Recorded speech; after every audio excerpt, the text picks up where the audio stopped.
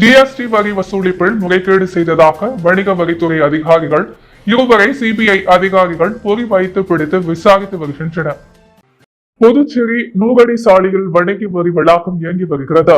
இங்கு நேற்று மாலை சென்னையில் இருந்து 3 கார்களில் வந்த சிபிசிஐ அதிகாரிகள் சோதனையிட்டனர். இதில் பெண் அதிகாரி ஒருவரை சென்னை சாஸ்திரி பகவனுக்கு அழைத்து சென்று விசாரித்து வருவதாக தெரிகிறது.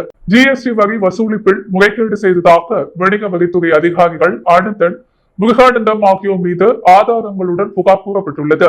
இதன் அடிப்படையில் கடந்த 2 மாதங்களாக 2 அதிகாரி இல்லை சிபிஐ அதிகாரிகள் பொறித்துவை தொடர் சோதனையில் ஈடுபட்டு வந்தனர். இதன் அடிப்படையில் ஆதாரங்களுடன் அவர்களை இன்று பிடித்து விசாரணை நடத்தி வருகின்றனர். இதனைத் தொடர்ந்து இருவரையும் சிபிஐ அதிகாரிகள் சென்னைக்கு அழைத்துச் செல்வார்கள் என தெரிகிறது. வணிக வரி வளாகத்தில் நேற்று மாலை வரையிலும் இன்று காலை முதல் அலுவலகத்திற்கு உள்பக்கமாக பூட்டு போட்டு இந்த சோதனை நடக்கிறது. இதனால் யாரையும் உள்ளே அனுமதிக்கவில்லை. வணிக வரி வளாகத்தில் பரபரப்பு ஏற்பட்டது. வணிக வரித்துறை முதலமைச்சர் ரங்கசாமி பொறுப்பு வகித்து வருகிறார் என்பது குறிப்பிடத்தக்கது. சித்தர் தினத்தை முன்னிட்டு சித்தர்களின் வழிபாட்டு மரபுகள், குறியீட்டு மரபு மற்றும் ஆன்மீக முக்கியத்துவம் என்ற தலைப்பில் கீழ் நடைபெற்ற சர்வதேச மாநாட்டை முதலமைச்சர் ரங்கசாமி தொடங்கி வைத்தார். சித்தர் தினத்தை முன்னிட்டு ஆகு பாரதி ஸ்ரீ அரவிந்தர் சொசைட்டி மற்றும் புதுச்சேரி அரசின் சுற்றுலாத்துறை, கலை மற்றும் பண்பாட்டுத் துறையுடன் இணைந்து சித்தர்களின் வழிபாட்டு மரபுகள், குறியீட்டு மரபு மற்றும் ஆன்மீக முக்கியத்துவம் என்ற தலைப்பின் கீழ் சர்வதேச மாநாட்டை ஏற்பாடு செய்தது. இந்த மாநாட்டை முதலமைச்சர் ரங்கசாமி தொடங்கி வைத்தார். ஸ்ரீ அரவிந்தோ சொசைட்டியின் தலைவர் ஸ்ரீ பிரதீப் நரன் ஸ்ரீ அரவிந்தரின் கருத்துக்களை எடுத்துரைத்த சித்த மரபு என்பது உலகுக்கு அருவருமான ஒன்றை வழங்கிய பாரம்பரியம் என்று கூறினார். பாரம்பரிய அறிவு முறையின் முக்கியத்துவம் மற்றும் சமகால உலகத்திற்கான அதன் பயன்பாடு குறித்து ஸ்ரீ ரங்கன் பேசினார். இந்நிகழ்ச்சியில் ஸ்ரீ அரவிந்தோ சொசைட்டியின் உறுப்பினர் செயலாளர் டாக்டர் கிஷோர்குமார் திரிபாதி பேசுகையில் பாரம்பரிய சித்த கலாச்சாரத்தின் ஆன்மீக பழக்கங்கள் நல்வாழ்வை உள்ளடக்கியது என்பதை பற்றி பேசினார். சித்தர்கள் மீதான ஸ்ரீ அரவிந்தரது பார்வையை எடுத்துக்காட்டி சிறப்பு கூறும் வகையில் சித்த பாரம்பரியம் தலைமுறைகளாக பாரம்பரிய அறிவு அமைப்புகளை பிரதிபலிக்கிறது என்பதையும் ஆன்மீக அம்சங்களை குணப்படுத்தும் நடைமுறைகளுடன் ஒருங்கிணைத்தமை பற்றியும் மற்றும் மனிதகுலத்தின் கலாச்சாரம் மற்றும் ஆன்மீக பாரம்பரியத்தின் முக்கிய பகுதியாக இது கருதப்படுகிறது என்பதையும் கூறினார். திருக்கைலாய பரம்பரை மயிலம் பொமுக ஆதீன ஸ்ரீ சிவஞான பாலய சுவாமிகள் ஆன்மீகத்தின் முக்கியத்துவம் மற்றும் சமூக நலனுக்கு ஆன்மீகம் எவ்வாறு உதவுகிறது என்பது போன்ற பல்வேறு தலைப்புகளை உரையாற்றினார். அவர் இந்தியா முழுவதும் உள்ள பக்தி பாடல்களின் முக்கியத்துவத்தை விளக்கினார். நமது அன்றாட வாழ்வில் ஒழுக்கம் மற்றும் பொறுப்புகளின் அவசியத்தை எடுத்துரைத்தார். இந்த பாராட்டு விழாவில் ஸ்ரீல ஸ்ரீ கணசபை சுவாமிகள் புதுச்சேரி, அம்பலத்தாடும் சுவாமிகள் திருமிடம் புதுச்சேரி அரசின் செயலாளர் டாக்டர் ஜெயந்தகுமார், பாண்டிச்சேரி பல்கலைக்கழகத்தின் துணைவேந்தர் பேராசிரியர் தணிகரசு டாக்டர் கிஷோர்குமார் திரிபாதி, உறுப்பினர் செயலாளர் அரோ பாரதி, ஸ்ரீ அரவிந்தோ சொசைட்டி, ஸ்ரீ அரவிந்தோ சொசைட்டியின் அரோ பாரதியின் இணை இயக்குனர் சாரு திரிபாதி மற்றும் கலை பயன்பாட்டுத்துறை இயக்குனர் களியபெருமாள் மற்றும் பலர் கலந்து கொண்டு விழாவை சிறப்பித்தனர். வெளியூர் மற்றும் சுற்று வட்டார பகுதிகளில் உள்ள ரவுடிகளின் வீடுகளில் மேற்கு எஸ்பி வம்சத்தகட்டி தலைமையில் போலீசார் திடீர் சோதனை மேற்கொண்டுள்ளனர். வெளியூர் மற்றும் சுற்று வட்டார பகுதிகளில் உள்ள ரவுடிகளின் வீடுகளில் அடிக்கடி போலீசார் சோதனை செய்து வருகின்றனர். இந்த நிலையில் நேற்று இரவு மேற்கு எஸ்பி வம்சத்தகட்டி தலைமையில் inspector Arumugam, sub inspector Venukumar உள்ளிட்ட போலீசார் சாமியார் தோப்பு பகுதியில் உள்ள ரவுடிகளின் வீடுகளில் அதிரடியாக சோதனை நடத்தினர். அப்போது ரவுடிகள் வீடுகளில் உள்ளனரா, எங்கே உள்ளனர், ஏதேனும் கத்தி, வெடிகுண்டு உள்ளிட்ட ஆயுதங்கள் பதிக்க வைக்கப்பட்டுள்ளதா என சோதனை செய்தனர். இதையடுத்து வெளியூர் மார்க்கெட் 4 மாட வீதிகளில் சாலையை ஆக்கிரமித்து போக்குவரத்துக்கு இடையூறாக வைக்கப்பட்டுள்ள கடைகள், விளம்பர பலகைகள் ஆகியவற்றை அகற்றினர். மேலும் சாலையோர வியாபாரிகளிடம் போக்குவரத்துக்கு இடையூறாக சாலையை ஆக்கிரமித்து கடை வைத்தால் கடும் நடவடிக்கை எடுக்கப்படும் என போலீசார் எச்சரித்தனர். இச்சம்பவத்தால் அப்பகுதியில் பரபரப்பு ஏற்பட்டது. புதுச்சேரி ராஜமன் தொகுதிக்குட்பட்ட வாழைக்குளம் பகுதியில் அயோத்தி ஸ்ரீ ராம ஜென்ம பூமியின் அச்சதைகளை வீடு வீடாக சென்று சட்டமன்ற உறுப்பினர் VP ராமலிங்கம் வழங்கினார். புதுச்சேரி ராஜமன் தொகுதிக்குட்பட்ட வாழைக்குளம் பகுதியில் அயோத்தி ஸ்ரீ ராம ஜென்ம பூமியின் அச்சதையை சட்டமன்ற உறுப்பினர் VP ராமலிங்கம் ஸ்ரீதேவி கருமாரியம்மன் ஆலயத்தில் இருந்த அச்சதையை வழிபட்ட பக்தர்கள் மற்றும் ஊர் பொதுமக்களுக்கு வீடு வீடாக சென்று வழங்கினார். இந்த நிகழ்ச்சிக்கு ராஜ்பவன் தொகுதியின் பாஜக தலைவர் நாகராஜன் முன்னிலை வகித்தார். மேலும் நகர மாவட்ட பொதுச் செயலாளர் ஆனந்த கண்ணன், மற்றும் வாழைக்குளம் கிளை நிர்வாகிகளான செல்வி, அபூர்வம், சுந்தரி, சாந்தி, ஆதிலட்சுமி, தமிழ்ச்செல்வன் மற்றும் அப்பகுதி இளைஞர்களான யோகேஷ், மீதுன், பாரத் போன்ற கிளை நிர்வாகிகளும் மற்றும் ராஜ்பவன் தொகுதியைச் சேர்ந்த பாஜக நிர்வாகிகளான கதிரவன், ஆனந்த், பாஸ்கர், மாலதி, சசிகலா, பாக்கியலட்சுமி, வள்ளி, அருண்குமார், செல்வராஜ் போன்ற நிர்வாகிகள் கலந்து கொண்டு வாழைக்குளம் பகுதியில் வீடு வீடாக சென்று அச்சதைகளை வழங்கினார். புத்தாண்டு அன்று சாலையில் சென்ற இளைஞர்களை மதுபோதையில் கத்தியால் வெட்டும் ரவுடியின் சிசிடிவி காட்சிகள் வெளியாகி பரபரப்பை ஏற்படுத்தியுள்ளது. புதுச்சேரி உருளையன்பேட்டை காவல் நிலையம் எதிரே சுப்பையா நகர் 8வது குறுக்கு தெருவில் வசித்து வருபவர் கன்சிராம். இந்த நிலையில் புத்தாண்டு அன்று அதிகாலை 4 மணி அளவில் கன்சிராம் அவரது வீடு அருகே மதுபோதையில் அவரது 3 நண்பர்களுடன் தெருவில் மது பாட்டில்களை வீசிக்கொண்டு அட்டகாசம் செய்து கொண்டு இருந்தார். அப்போது அவ்வழியே சென்ற அதே தெருவைச் சேர்ந்த பொறிவியல் பட்டதாரி இளைஞர் நவீன் மீது கன்சிராம் கஞ்சா போதையில் மது பாட்டில்களை வீசியுள்ளார். இச்சம்பவத்தை நேரில் கண்ட பெற்றோர் மற்றும் தெருவாசிகள் தட்டி கேட்டுக் கொண்டிருந்த பொழுது கன்சிராம் அவரது வீட்டில் மறைத்து வைத்திருந்த அறிவாளை கொண்டு பட்டதாரி இளைஞன் நவீன் தலையிலும் அவரது நண்பர் வினோத் கையிலும் வெட்டியுள்ளார். இது குறித்த தகவல் அறிந்த போலீசார் சம்பவ இடத்திற்கு விரைந்து வந்த கன்சிராம் நண்பர்கள் 3 பேரும் தப்பியோடினர்.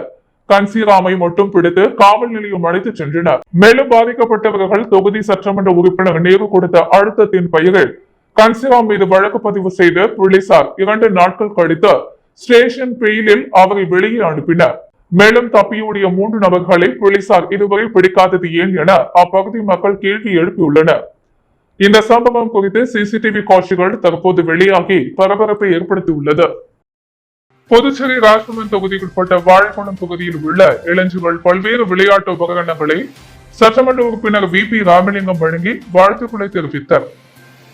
புதுச்சேரி ராஜ்பவன் தொகுதிக்குட்பட்ட வாழைக்குளம் பகுதியில் உள்ள இளைஞர்களுக்கு சட்டமன்ற உறுப்பினர் VP ராமலிங்கம் விளையாட்டு உபகரணங்களான கிரிக்கெட் பேட், பந்து, stump, tennis bat, tennis ball, carrom board, chess board, volleyball net, volleyball, football போன்ற எண்ணற்ற விளையாட்டு உபகரணங்களை வாழைக்குளம் பகுதியைச் சேர்ந்த இளைஞர்களுக்கு வழங்கி உற்சாகப்படுத்தி வாழ்த்துக்களை தெரிவித்தார். இந்த நிகழ்ச்சிக்கு ராஜ்பவன் தொகுதி பாஜக தலைவர் நாகராஜன் முன்னிலை வகித்தார்.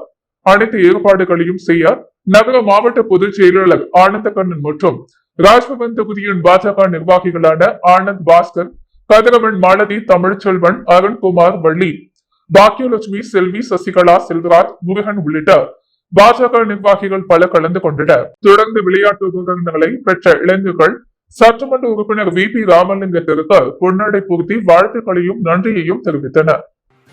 காலப்பட்டு மருத்துவமனையில் நிறுத்தி வைக்கப்பட்டிருந்த பைக்கை திருடிய கோயம்புத்தூர் ரமேஷ் என்பவரை போலீசார் கைது செய்து சிறையில் அடைத்துள்ளனர். காலாப்பட்டு பகுதியைச் சேர்ந்தவர் தயாளன். இவர் கடந்த 1ஆம் தேதி காலாப்பட்டு தனியார் மருத்துவமனையில் தனது பைக்கை நிறுத்திவிட்டு சென்றார். பின்னர் வந்து பார்க்கும் போது பைக் காணாமல் போயிருந்தது. பல இடங்களிலும் தேடியும் பைக் கிடைக்காததால் காலாப்பட்டு காவல் நிலையத்தில் புகார் அளித்தார். போலீசார் வழக்கு பதிந்து அந்த பகுதியில் உள்ள கண்காணிப்பு கேமராக்களை ஆய்வு செய்தனர். அதில் கிடைத்த அடையாளங்களை கொண்டு ஒருவரை பிடித்து விசாரித்தனர். அவர் பைக் திருடியதை ஒப்புக்கொண்டார். மேலும் அவரை விசாரணை செய்ததில் கோயம்புத்தூர் கணேஷ் லைட் அவுட் பகுதியைச் சேர்ந்த ரமேஷ் என தெரிய வந்தது. அவரிடமிருந்த இருசக்கர வாகனத்தை பறிமுதல் செய்த நீதிமன்றத்தில் ஆஜர்படுத்தி சிறையில் அடைத்தனர்.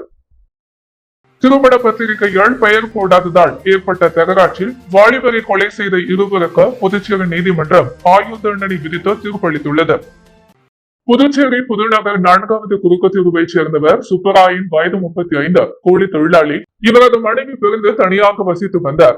சுப்பராயன் தாய் மாமனார் அதே பகுதியில் 3வது தெருவைச் சேர்ந்தவர் கோவிந்தன் என்கிற கோவிந்தசாமி, வயது 36. இருவரும் திருமணம் ஏற்பாடு செய்யப்பட்டது. அவரது திருமண பத்திரிகையில் சுப்பராயன் பெயர் மட்டும் அச்சிடப்பட்டது. பிரிந்து சென்ற அவரது மனைவி பெயரிடம் பெறவில்லை. இது குறித்து சுப்பராயன் கோவிந்தனிடம் கேட்டு தகராறு செய்தார். கடந்த 28/6/2012 அன்றும் சுப்பராயனுக்கும் கோவிந்தனுக்கும் மீண்டும் தகராறு ஏற்பட்டுள்ளது. அப்போது கோவிந்தன் மற்றும் அவரது நண்பர் அதே பகுதியைச் சேர்ந்த கண்ணன், வயது 37, சேர்ந்து சுப்பராயனை கத்தியால் குத்தி கொலை செய்தனர். புகாரின் பேரில் முதலியார்பேட்டை போலீசார் கொலை வழக்கு பதிந்தனர். SP மாறன் விசாரணை நடத்தி அறிக்கை தாக்கல் செய்தார். இந்த வழக்கு விசாரணை புதுச்சேரி கூடுதல் மாவட்ட குற்றவியல் நீதிமன்றத்தில் நடந்தது. கோவிந்தன் மற்றும் கண்ணன் மீதான குற்றம் நிரூபிக்கப்பட்டதால் இருவருக்கும் ஆயுள் தண்டனை மற்றும் ரூபாய் 10,000 அபராதம் விதித்து நீதிபதி இளவரசன் தீர்ப்பளித்தார். அபராத தொகையை கட்ட தவறினால் 6 மாதம் சிறை தண்டனை அனுபவிக்க உத்தரவிட்டார். வெளியூரில் நிறுத்தப்பட்டு மீண்டும் துவங்கியுள்ள மார்க்கெட் கட்டுமான பணியை எதிர்க்கட்சித் தலைவர் சட்டமன்ற உறுப்பினர் சிவா ஆய்வு செய்தார். வெளியூர் மார்க்கெட் கட்டுமான பணி கடந்த 2020ஆம் ஆண்டு தொடங்கியது. வெளியூர் கொம்யூன் பஞ்சாயத்து மூலம் ரூபாய் 1,20 லட்சம் மதிப்பீட்டில் தொடங்கப்பட்ட பணி 2021ஆம் ஆண்டு பாதியில் நிறுத்தப்பட்டது. கட்டுமான பொருட்களின் விலையேற்றத்தால் கூடுதல் நிதி கேட்டு ஒப்பந்ததாரர் பணியை தொடராமல் நிறுத்திவிட்டார். இதனால் வியாபாரிகள் பெருத்த ஏமாற்றம் அடைந்தனர். பின்னர் தொகுதி சட்டமன்ற உறுப்பினரும் சட்டமன்ற எதிர்க்கட்சி தலைவருமான சிவா அரசிடம் பேசி தொடர்ந்து அப்பணியை மேற்கொள்ள கூடுதலாக ரூபாய் 91,67,000 நிதி பெற்ற மார்க்கெட் கட்டுமான பணியை கடந்த செப்டம்பர் மாதம் 27ஆம் தேதி அன்று மீண்டும் தொடங்கி வைத்தார். இந்த நிலையில் மார்க்கெட் கட்டுமான பணியை சட்டமன்ற எதிர்க்கட்சி தலைவர் சிவா கொம்யூன் பஞ்சாயத்து அதிகாரிகளுடன் நேரில் சென்று ஆய்வு செய்தார். அப்போது பணிகளை துரிதமாக முடித்து வியாபாரிகளிடம் ஒப்படைக்குமாறு அதிகாரிகளை கேட்டுக்கொண்டார். இந்த ஆய்வின் போது வெளியுறவு கொம்யூன் செயற் பொறியாளர் திருநாவுக்கரசு, இளநிலை பொறியாளர் சத்யநாராயணா, மார்க்கெட் நிர்வாகிகள், ஊர் முக்கியஸ்தவர்கள் மண்ணாங்கட்டி, சண்முகம், பாரதி, மாரிமுத்து, தேவராஜ், சுப்பிரமணியன், ராஜி, சரவணன், கலைமணி மற்றும் திமுக தொகுதி செயலாளர் மணிகண்டன், தலைமை செயற்குழு உறுப்பினர் சன் குமாரவேல், பொதுக்குழு உறுப்பினர்கள் ராமசாமி, செல்வநாதன், தர்மராஜ், மாநில வர்த்தக அணி அமைப்பாளர் ரமணன், விவசாய அணி அமைப்பாளர் குலசேகரன் உள்ளிட்ட ஏராளமான திமுக நிர்வாகிகள் பல கலந்து கொண்டனர். முட்டையிட கடலின் கரைக்கு வந்த ஆலிவ் ரெட்லி ஆமை இறந்து கரை ஒதுங்கியது. புதுச்சேரி முதல்வர் காலம் வரை ஜனவரி மாதம் துவங்கி மார்ச் மாதம் வரை ஆமைகள் கரைக்கு வந்து முட்டையிடுவது வழக்கம். இதில் ஆலிவ் ரெட்லி எனப்படும் அரிய வகை ஆமை முட்டையிட கரைக்கு வரும்போது படகு மோதி இறந்து புதுச்சேரி தலைமைச் செயலகம் அருகே இன்று கரை ஒதுங்கியது. 30 வயது மிக்க 25 கிலோ எடையிலான ஆமை உடலை வனத்துறையினர் கடற்கரையில் பள்ளம் தோண்டி புதைத்தனர். முட்டையிட கரைக்கு வரும் ஆமைகளின் சில படகு மோதியும் வலையில் சிக்கியும் இறப்பது ஆண்டுதோறும் நடக்கிறது. மீன் பிடிக்க செல்லும் மீனவர்கள் ஜாக்கிரதையாக இருந்தாலும் இப்படி சில ஆமைகள் இறக்க நேரிடுவதாக வனத்துறையினர் தெரிவித்தனர். இறந்த கரை ஒதுங்கிய ஆமையை கடற்கரை வந்து பலரும் பார்த்து செல்ஃபி எடுத்துக் கொண்டனர். புதுவையின் அன்றாட நிகழ்வுகளை காண பாண்டி ஹெட்லைன்ஸ் யூடியூப் சேனலை சப்ஸ்கிரைப் பண்ணுங்க. தொடர்ந்து எங்களுடன் இணைந்திருக்க பக்கத்தில் உள்ள பெல் பட்டனை பிரஸ் பண்ணுங்க, லைக் பண்ணுங்க, ஷேர் பண்ணுங்க. என்றும் உங்களுடன் பாண்டி ஹெட்லைன்ஸ்.